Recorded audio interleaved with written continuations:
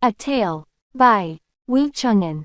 Great classical novel of the Chinese mythology published in the 16th century. The superior student who hears about the way practices it diligently. The middling student who hears about the way now keeps it and now loses it. The inferior student who hears about the way laughs at it loudly. If he did not laugh, it would have fallen short of the way. Tao Te Ching, Chapter 41. 1. The divine root conceives, its source revealed. Mind and nature nurtured, the great Tao is born. The poem says, ere chaoses divide, with heaven and earth a mess. No human appeared in this murkiness. When Pan-Gu broke the nebula apart, the dense and pure defined, did clearing start. Enfold all life supreme humaneness would, and teach all things how become good they should. To know cyclic time's work, if that's your quest. Read Tale of Woes Dispelled on Journey West. We heard that, in the order of heaven and earth, a single period consisted of 129,600 years. Dividing this period into 12 epochs were the 12 stems of Z1, Chou 2, Yin 3, Mao 4, Chen 5, Si 6, Wu 7, Wei 8, Shen 9, Yu 10, Shu 11, and Hai 12, with each epoch having 10,800 years. Considered as the Hari circle, the sequence would be thus. The first sign of dawn appears in the hour of Z1, while at Chou 2 the cock crows, daybreak occurs at Yin 3, and the sun rises at Mao 4. Chen 5 comes after breakfast, and by C6 everything is planned, at Wu 7.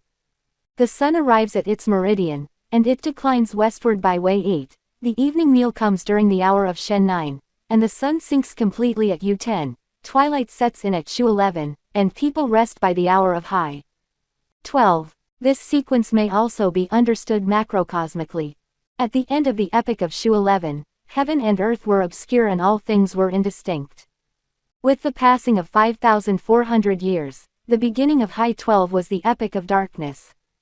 This moment was named chaos, because there were neither human beings nor the two spheres. After another 5,400 years Hai 12 ended, and as the creative force began to work after great perseverance, the epoch of Z1 drew near and again brought gradual development. Xiao Kingji said, when to the middle of Z1 winter moved, no change by heaven's mind had been approved. The male principle had but barely stirred. But the birth of all things was still deferred. At this point, the firmament first acquired its foundation. With another 5,400 years came the Z1 epoch, the ethereal and the light rose up to form the four phenomena of the sun, the moon, the stars, and the heavenly bodies. Hence it is said, the heaven was created at Z1. This epoch came to its end in another 5,400 years, and the sky began to harden as the Chou 2 epoch approached. The classic of change said, great was the male principle, supreme, the female, they made all things, in obedience to heaven. At this point, the earth became solidified. In another 5,400 years after the arrival of the Chou 2 epoch, the heavy and the turbid condensed below and formed the five elements of water, fire, mountain, stone, and earth. Hence it is said, the earth was created at Chou 2. With the passing of another 5,400 years, the Chou 2 epoch came to its end and all things began to grow at the beginning of the Yin 3 epoch. The Book of Calendar said, the heavenly aura descended, the earthly aura rose up. Heaven and earth copulated, and all things were born. At this point, heaven and earth were bright and fair, the yin had intercourse with the yang. In another 5,400 years, during the Yin 3 epoch, humans, beasts, and fowls came into being, and thus the so-called three forces of heaven, earth, and man were established. Hence it is said, man was born at Yin 3. Following Pan-Gu's construction of the universe, the rule of the three august ones, and the ordering of the relations by the five theurks, the world was divided into four great continents. They were, the East Pravavidya continent, the West Aparagodhanaya continent, the South Jambudvipa continent, and the North Uttarakuru continent. This book is solely concerned with the East Pravavidya continent. Beyond the ocean there was a country named Alai. It was near a great ocean, in the midst of which was located the famous flower fruit mountain.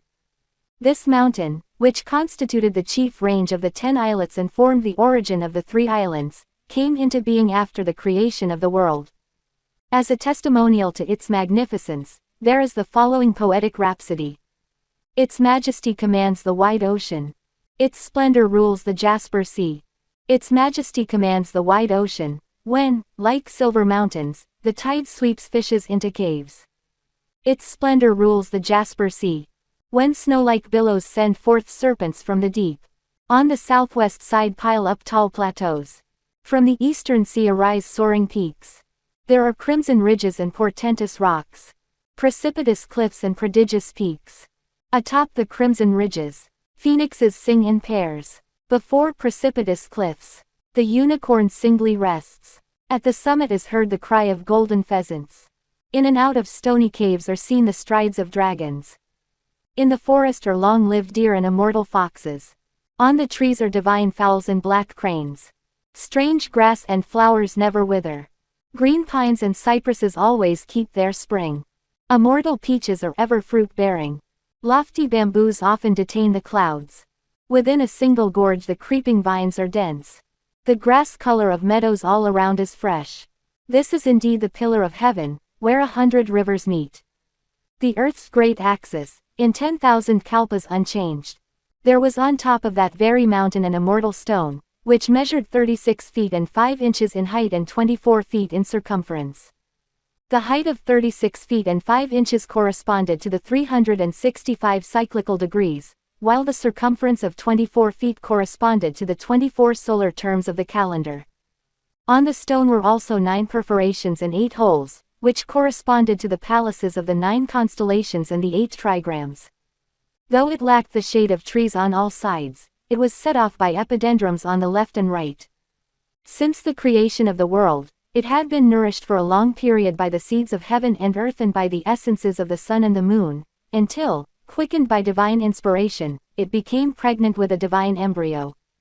One day, it split open, giving birth to a stone egg about the size of a playing ball. Exposed to the wind, it was transformed into a stone monkey endowed with fully developed features and limbs. Having learned at once to climb and run, this monkey also bowed to the 4 quarters, while 2 beams of golden light flashed from his eyes to reach even the palace of the pole star. The light disturbed the great benevolent sage of heaven, the celestial jade emperor of the most venerable diva, who, attended by his divine ministers, was sitting in the cloud palace of the golden arches, in the treasure hall of the divine mists. Upon seeing the glimmer of the golden beams, he ordered Thousand Mile Eye and Fair Wind Ear to open the south heaven gate and to look out. At this command the 2 captains went out to the gate, and, having looked intently and listened clearly, they returned presently to report, "Your subjects, obeying your command to locate the beams, discovered that they came from the flower fruit mountain at the border of the small Alai country, which lies to the east of the East Pravavidya continent. On this mountain is an immortal stone that has given birth to an egg. Exposed to the wind, it has been transformed into a monkey, who, when bowing to the 4 quarters, has flashed from his eyes those golden beams that reached the palace of the pole star. Now that he is taking some food and drink, the light is about to grow dim." With compassionate mercy the Jade Emperor declared, "These creatures from the world below are born of the essences of heaven and earth, and they need not surprise us."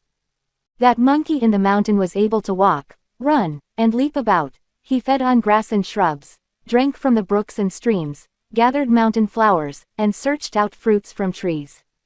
He made his companions the tiger and the lizard, the wolf and the leopard, he befriended the civet and the deer, and he called the gibbon and the baboon his kin. At night he slept beneath stony ridges, and in the morning he sauntered about the caves and the peaks. Truly, in the mountain there is no passing of time. The cold recedes, but one knows not the year. One very hot morning, he was playing with a group of monkeys under the shade of some pine trees to escape the heat. Look at them, each amusing himself in his own way by swinging from branches to branches, searching for flowers and fruits. They played 2 games or 3, with pebbles and with pellets. They circled sandy pits. They built rare pagodas. They chased the dragonflies. They ran down small lizards. Bowing low to the sky, they worshipped bodhisattvas. They pulled the creeping vines. They plaited mats with grass. They searched to catch the louse. That they bit or squeezed to death. They dressed their furry coats. They scraped their fingernails. Those leaning leaned. Those rubbing rubbed. Those pushing pushed. Those pressing pressed. Those pulling pulled. Those tugging tugged. Beneath the pine forest and free to play. They washed themselves in the green water stream. So, after the monkeys had frolicked for a while, they went to bathe in the mountain stream and saw that its currents bounced and splashed like tumbling melons. As the old saying goes, fowls have their foul speech, and beasts have their beast language. The monkeys said to each other, "We don't know where this water comes from. Since we have nothing to do today, let us follow the stream up to its source to have some fun." With a shriek of joy, they dragged along males and females, calling out to brothers and sisters, and scrambled up the mountain alongside the stream. Reaching its source, they found a great waterfall. What they saw was a column of white rainbows rising, 1,000 yards of snow caps flying. The sea wind blows but cannot sever. What a river moon lights up forever. Its cold breath divides the green glades. Its branches wet the verdant shades. This torrent named a waterfall, seems like a curtain hanging tall. All the monkeys clapped their hands in acclaim. Marvelous water! Marvelous water! So this waterfall is distantly connected with the stream at the base of the mountain, and flows directly out, even to the great ocean. They said also, if any of us had the ability to penetrate the curtain and find out where the water comes from without hurting himself, we would honor him as king. They gave the call 3 times, when suddenly the stone monkey leapt out from the crowd. He answered the challenge with a loud voice, "I'll go in. I'll go in." What a monkey! For today his fame will spread wide. His fortune the time does provide. He's fated to live in this place. Sent by a king to God's palace. Look at him. He closed his eyes, crouched low, and with one leap he jumped straight through the waterfall. Opening his eyes at once and raising his head to look around, he saw that there was neither water nor waves inside, only a gleaming, shining bridge. He paused to collect himself and looked more carefully again. It was a bridge made of sheet iron. The water beneath it surged through a hole in the rock to reach the outside, filling in all the space under the arch. With bent body he climbed on the bridge, looking about as he walked, and discovered a beautiful place that seemed to be some kind of residence.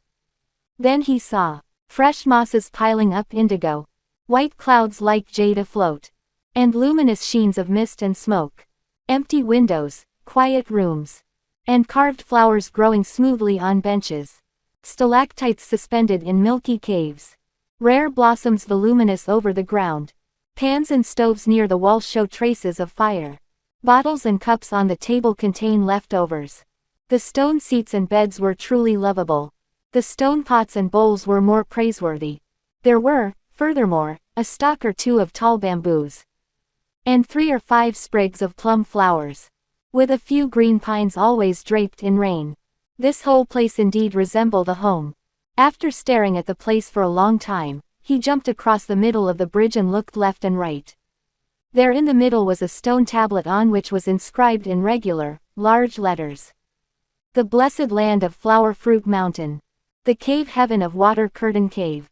Beside himself with delight, the stone monkey quickly turned around to go back out and, closing his eyes and crouching again, leapt out of the water. "A great stroke of luck," he exclaimed with 2 loud guffaws, "a great stroke of luck." The other monkeys surrounded him and asked, "How is it inside? How deep is the water?" The stone monkey replied, "There isn't any water at all. There's a sheet iron bridge, and beyond it is a piece of heaven-sent property." "What do you mean that there's property in there?" asked the monkeys. Laughing, the stone monkey said, "This water splashes through a hole in the rock and fills the space under the bridge. Beside the bridge there is a stone mansion with trees and flowers. Inside are stone ovens and stoves, stone pots and pans, stone beds and benches. A stone tablet in the middle has the inscription, 'The blessed land of the Flower Fruit Mountain. The cave heaven of the Water Curtain Cave.' This is truly the place for us to settle in. It is, moreover, very spacious inside and can hold thousands of the young and old. Let's all go live in there, and spare ourselves from being subject to the whims of heaven. For we have in there a retreat from the wind, A shelter from the rain. You fear no frost or snow. You hear no thunderclap. Mist and smoke are brightened. Warmed by a holy light. The pines are evergreen. Rare flowers, daily new. When the monkeys heard that, they were delighted, saying, "You go in first and lead the way." The stone monkey closed his eyes again, crouched low, and jumped inside. "All of you," he cried, "follow me in. Follow me in." The braver of the monkeys leapt in at once, but the more timid ones stuck out their heads and then drew them back, scratched their ears, rubbed their jaws, and chattered noisily. After milling around for some time, they too bounded inside. Jumping across the bridge, they were all soon snatching dishes, clutching bowls, or fighting for stoves and beds, shoving and pushing things hither and thither. Befitting their stubbornly prankish nature, the monkeys could not keep still for a moment and stopped only when they were utterly exhausted. The stone monkey then solemnly took a seat above and spoke to them, "Gentlemen, if a man lacks trustworthiness, it is difficult to know what he can accomplish. You yourselves promised just now that whoever could get in here and leave again without hurting himself would be honored as king. Now that I have come in and gone out and come in, and have found for all of you this heavenly grotto in which you may reside securely and enjoy the privilege of raising a family, why don't you honor me as your king?" When the monkeys heard this, they all folded their hands on their breasts and obediently prostrated themselves. Each one of them then lined up according to rank and age, and, bowing reverently, they intoned, "Long live our great king." From that moment, the stone monkey ascended the throne of kingship.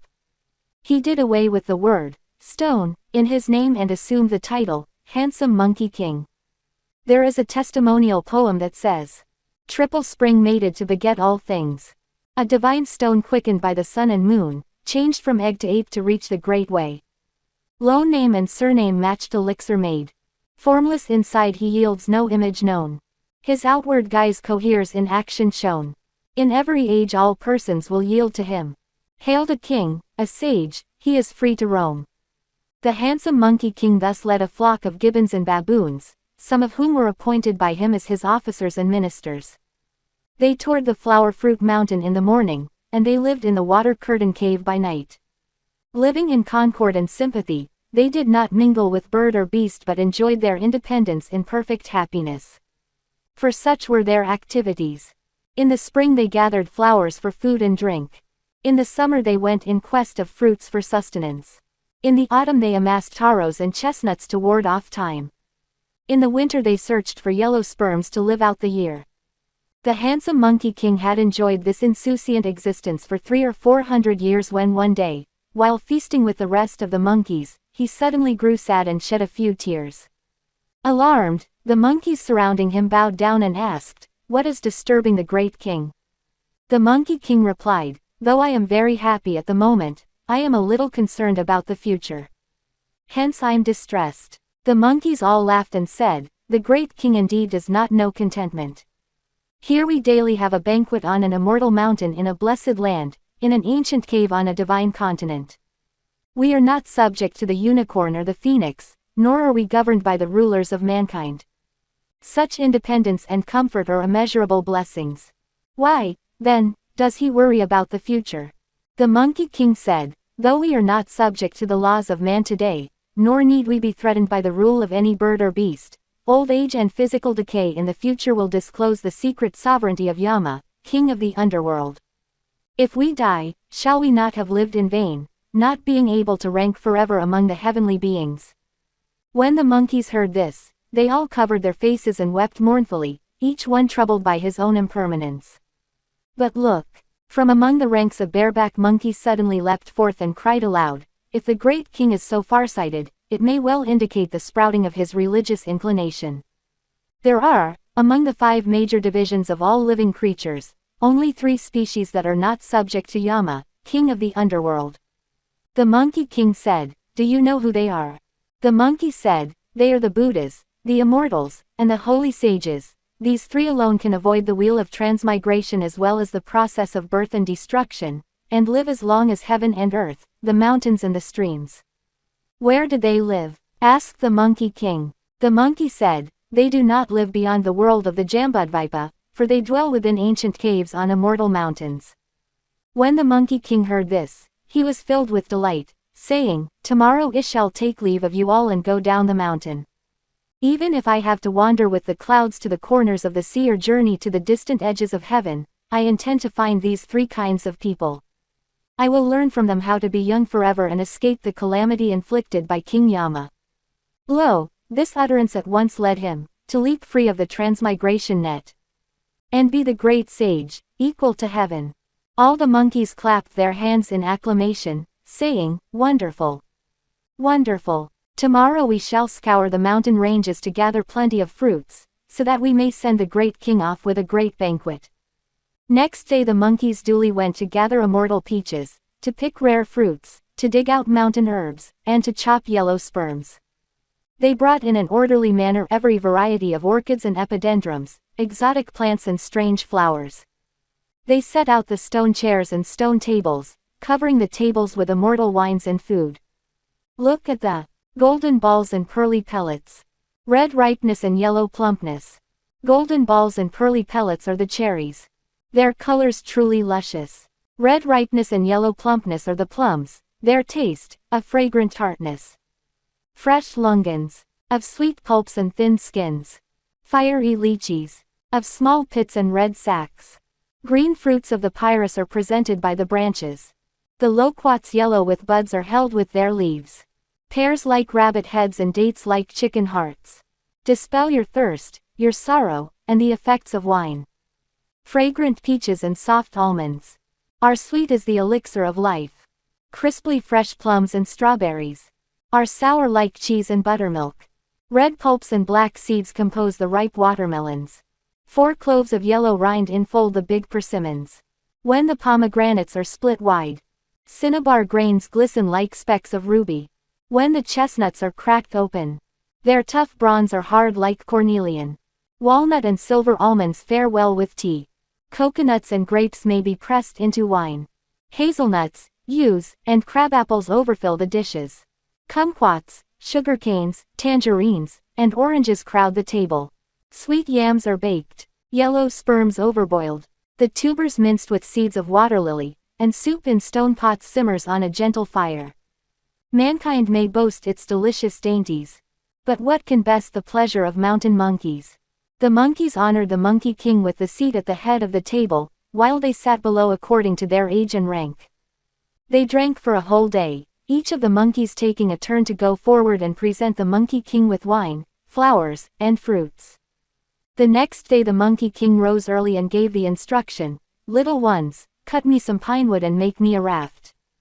Then find me a bamboo for the pole, and gather some fruits and the like. I am about to leave." When all was ready, he got onto the raft by himself. Pushing off with all his might, he drifted out toward the great ocean and, taking advantage of the wind, set sail for the border of South Jambudvipa continent. Here is the consequence of this journey. The heaven-born monkey, strong in magic might. He left the mount and rode the raft to catch fair wind. He drifted across the sea to seek immortal's way. Determined in heart and mind to achieve great things. It's his lot, his portion, to quit earthly zeals. Calm and carefree, he'll face a lofty sage. He'd meet, I think, a true, discerning friend. The source disclosed, all Dharma will be known.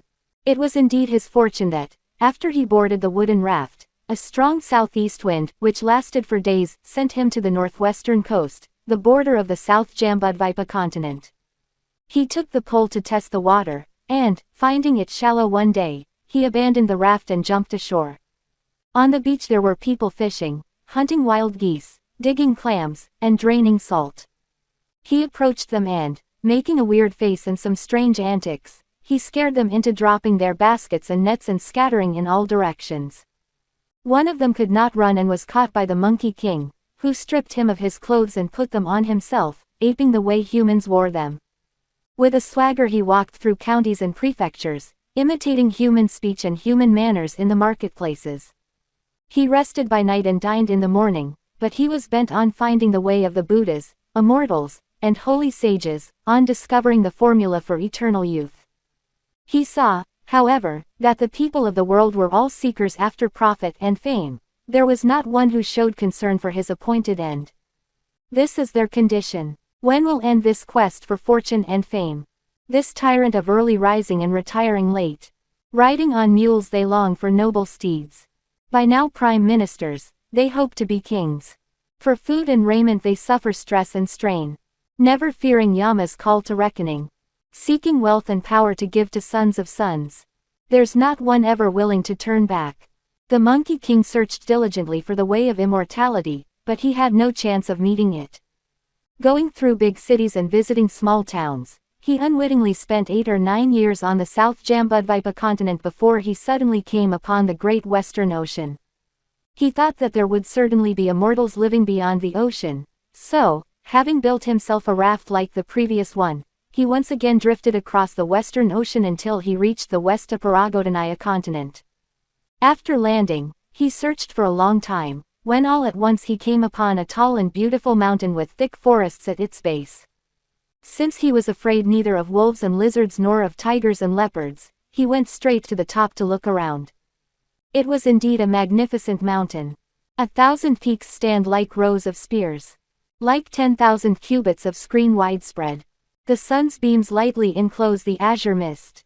In darkening rain, the mount's color turns cool and green.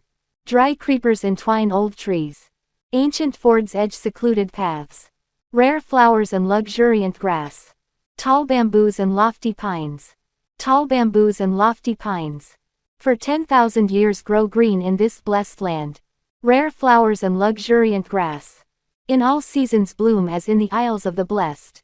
The calls of birds hidden are near. The sounds of streams rushing are clear. Deep inside deep canyons the orchids interweave. On every ridge and crag sprout lichens and mosses. Rising and falling, the ranges show a fine dragon's pulse. Here in reclusion must an eminent man reside. As he was looking about, he suddenly heard the sound of a man speaking deep within the woods. Hurriedly he dashed into the forest and cocked his ear to listen. It was someone singing, and the song went thus. I watch chess games, my axe handles rotted. I chop at wood, jung jung the sound. I walk slowly by the clouds fringe at the valley's entrance. Selling my firewood to buy some wine. I am happy and laugh without restraint. When the path is frosted in autumn's height. I face the moon, my pillow the pine root. Sleeping till dawn, I find my familiar woods. I climb the plateaus and scale the peaks. To cut dry creepers with my axe. When I gather enough to make a load. I stroll singing through the marketplace. And trade it for 3 pints of rice. With nary the slightest bickering. Over a price so modest. Plots and schemes I do not know. Without vainglory or attaint. My life's prolonged in simplicity. Those I meet, if not immortals, would be Taoists. Seated quietly to expound the yellow court. When the handsome Monkey King heard this, he was filled with delight, saying, so the immortals are hiding in this place. He leapt at once into the forest. Looking again carefully, he found a woodcutter chopping firewood with his axe. The man he saw was very strangely attired. On his head he wore a wide splint hat. Of seed leaves freshly cast from new bamboos. On his body he wore a cloth garment of gauze woven from the native cotton. Around his waist he tied a winding sash. Of silk spun from an old silkworm. On his feet he had a pair of straw sandals. With laces rolled from withered sedge. In his hands he held a fine steel axe. A sturdy rope coiled round and round his load. In breaking pines or chopping trees. Where's the man to equal him? The Monkey King drew near and called out, Reverend Immortal. Your disciple raises his hands. The woodcutter was so flustered that he dropped his axe as he turned to return the salutation. Blasphemy! Blasphemy! He said. I, a foolish fellow with hardly enough clothes or food. How can I bear the title of immortal? The Monkey King said, if you are not an immortal, how is it that you speak his language? The woodcutter asked, what did I say that sounded like the language of an immortal?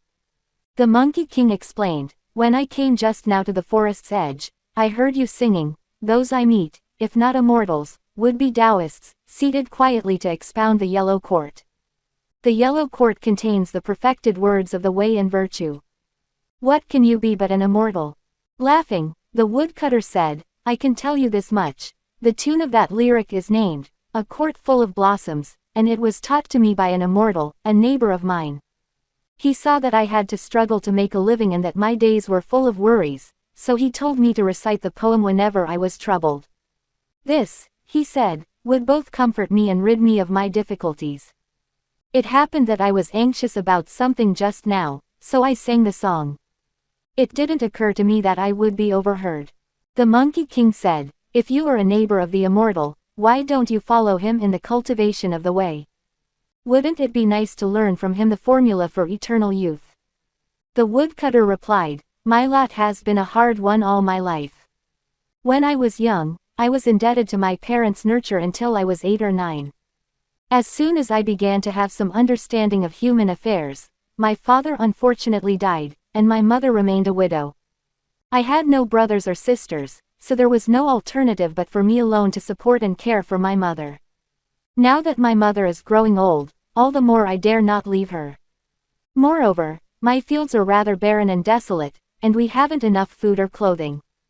I can't do more than chop 2 bundles of firewood to take to the market in exchange for a few pennies to buy a few pints of rice. I cook that myself, serving it to my mother with the tea that I make. That's why I can't practice austerities."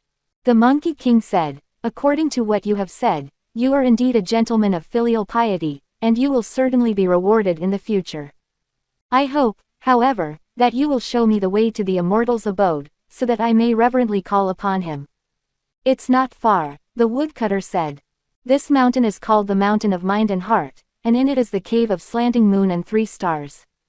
Inside the cave is an immortal by the name of the Patriarch Subadi, who has already sent out innumerable disciples.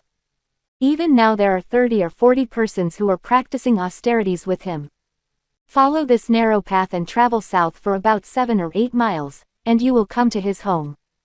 Grabbing the woodcutter, the Monkey King said, "Honored brother, go with me. If I receive any benefit, I will not forget the favor of your guidance." "What a boneheaded fellow you are," the woodcutter said.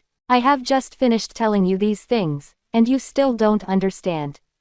If I go with you, won't I be neglecting my livelihood? And who will take care of my mother? I must chop my firewood. You go on by yourself." When the Monkey King heard this, he had to take his leave. Emerging from the deep forest, he found the path and went past the slope of a hill. After he had traveled 7 or 8 miles, a cave dwelling indeed came into sight. He stood up straight to take a better look at this splendid place, and this was what he saw. Mist and smoke in diffusive brilliance. Flashing lights from the sun and moon. 1,000 stalks of old cypress. 10,000 stems of tall bamboo. 1,000 stalks of old cypress. Draped in rain half fill the air with tender green. 10,000 stems of tall bamboo. Held in smoke will paint the glen chartreuse. Strange flowers spread brocades before the door.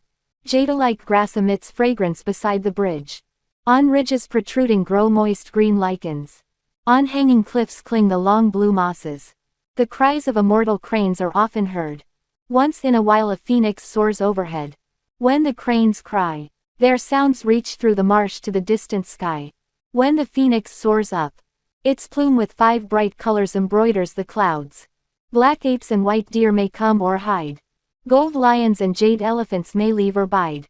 Look with care at this blessed, holy place. It has the true semblance of paradise. He noticed that the door of the cave was tightly shut, all was quiet, and there was no sign of any human inhabitant. He turned around and suddenly perceived, at the top of the cliff, a stone slab approximately 8 feet wide and over 30 feet tall. On it was written in large letters, "The Mountain of Mind and Heart. The Cave of Slanting Moon and 3 Stars." Immensely pleased, the handsome Monkey King exclaimed, "People here are truly honest. This mountain and this cave really do exist." He stared at the place for a long time but dared not knock. Instead, he jumped onto the branch of a pine tree, picked a few pine seeds and ate them, and began to play. After a moment he heard the door of the cave open with a squeak, and an immortal youth walked out. His bearing was exceedingly graceful, his features were highly refined. This was certainly no ordinary young mortal, for he had his hair bound with 2 cords of silk, a white robe with 2 sleeves of wind. His body and face seemed most distinct. for visage and mind were both detached. Long a stranger to all worldly things. He was the mountain's ageless boy, untainted even with a speck of dust. He feared no havoc by the seasons wrought. After coming through the door, the boy shouted, "Who is causing disturbance here?" With a bound the Monkey King leapt down from the tree, and went up to him bowing. "A mortal boy," he said, "I am a seeker of the way of immortality. I would never dare cause any disturbance." With a chuckle, the immortal youth asked, "Are you a seeker of the way?" "I am indeed," answered the Monkey King. "My master at the house," the boy said, "has just left his couch to give a lecture on the platform. Before even announcing his theme, however, he told me to go out and open the door, saying, 'There is someone outside who wants to practice austerities. You may go and receive him. It must be you, I suppose.'" The Monkey King said, smiling, "It is I, most assuredly." "Follow me in then," said the boy. With solemnity the Monkey King set his clothes in order and followed the boy into the depths of the cave. They passed rows and rows of lofty towers and huge alcoves, of pearly chambers and carved arches. After walking through innumerable quiet chambers and empty studios, they finally reached the base of the green jade platform. Patriarch Subodhi was seen seated solemnly on the platform, with 30 lesser immortals standing below in rows. He was truly an immortal of great ken and purest mien. Master Subodhi, whose wondrous form of the West had no end or birth by work of the double three. His whole spirit and breath were with mercy filled. Empty, spontaneous, it could change at will. His Buddha nature able to do all things. The same age as heaven had his majestic frame. Fully tried and enlightened was this grand priest. As soon as the handsome Monkey King saw him, he prostrated himself and kowtowed times without number, saying, "Master! Master! I, your pupil, pay you my sincere homage." The patriarch said, "Where do you come from? Let's hear you state clearly your name and country before you kowtow again." The Monkey King said, "Your pupil came from the water curtain cave of the Flower Fruit Mountain, in the Alai country of the East Pravavidya continent. Chase him out of here." The patriarch shouted, "He is nothing but a liar and a fabricator of falsehood. How can he possibly be interested in attaining enlightenment?" The Monkey King hastened to kowtow unceasingly and to say, "Your pupil's word is an honest one, without any deceit." The patriarch said, "If you are telling the truth, how is it that you mention the East Pravavidya continent? Separating that place and mine are two great oceans in the entire region of the South Jambudvipa continent. How could you possibly get here?" Again kowtowing, the Monkey King said, "Your pupil drifted across the oceans and trudged through many regions for more than 10 years before finding this place." The patriarch said, "If you have come on a long journey in many stages, I'll let that pass. What is your surname, Xing?" The Monkey King again replied, "I have no temper, Xing. If a man rebukes me, I am not offended, if he hits me, I am not angered. In fact, I simply repay him with a ceremonial greeting and that's all. My whole life's without ill temper." "I'm not speaking of your temper," the patriarch said. "I'm asking after the name of your parents." "I have no parents either," said the Monkey King. The patriarch said, "If you have no parents, you must have been born from a tree." "Not from a tree," said the Monkey King, "but from a rock.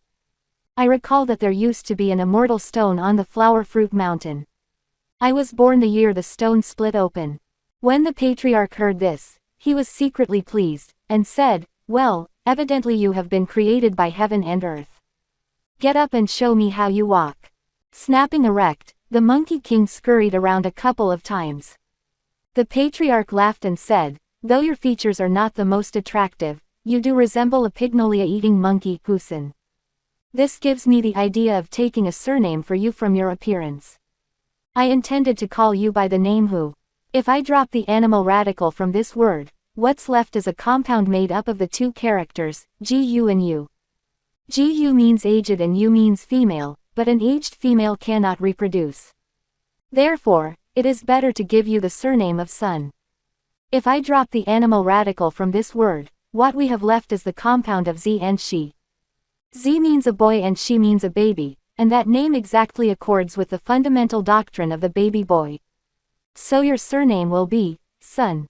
When the Monkey King heard this, he was filled with delight. Splendid! Splendid! He cried, kowtowing, at last I know my surname. May the master be even more gracious. Since I have received the surname, let me be given also a personal name, so that it may facilitate your calling and commanding me. The patriarch said, within my tradition are 12 characters that have been used to name the pupils according to their divisions. You are one who belongs to the 10th generation. Which 12 characters are they? Asked the Monkey King. The patriarch replied, they are wide, guang, great, da, wise, ji, intelligence, wei, true, gen, conforming, ru, nature, xing, si, high, sharp, ying, wake, tu, wu, complete, yuan, and awakening, ju. Your rank falls precisely on the word, wake tu, wu. You will hence be given the religious name, wake to the void, Wukong. All right. Splendid. Splendid, said the Monkey King, laughing. Henceforth I shall be called Sun Wukong. So it was that, at Nebula's parting he had no name. Smashing stubborn void needs wake to the void. We do not know what fruit of Taoist cultivation he succeeded in attaining afterward. Let's listen to the explanation in the next chapter.